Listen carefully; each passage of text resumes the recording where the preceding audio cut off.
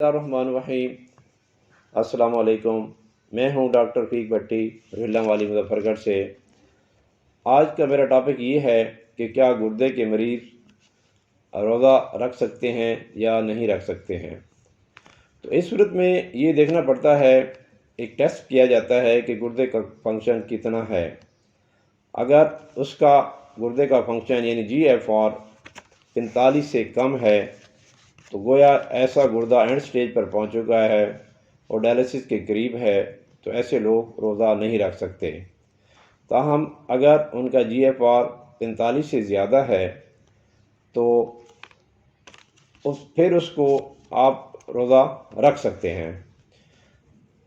اس کے علاوہ اگر گردے کے سٹون کے مریض ہیں تو جن کو کئی سال پہلے ایک سٹون ہوا تھا، اس کے بعد کوئی تکلیف نہیں ہوئی، تو ایسے لوگ روزہ رکھ سکتے ہیں۔ تاہم کچھ لوگ ایسے ہوتے ہیں جن کو اکثر سٹون بنتے رہتے ہیں اور نکلتے رہتے ہیں پیشاب کے ذریعے، تو ایسے لوگ گرمیوں میں خاص طور پر روزہ نہ رکھیں، کیونکہ دیکھا یہ گیا ہے کہ روزہ رکھنے سے رینل کولک اور کڈنی سٹون کے مریض بڑھ جاتے ہیں، اس لیے اس صورت میں روزہ نہیں رکھنا چاہیے۔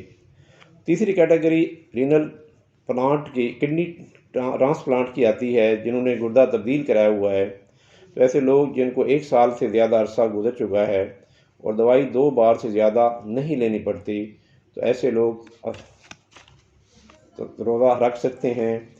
تاہم جن کو ابھی چند ماہ ہوئے ہیں اور ان بٹوین بھی دوائی لینی پڑتی ہے، تو ایسے لوگ روزہ نہ رکھیں تو بہتر ہے۔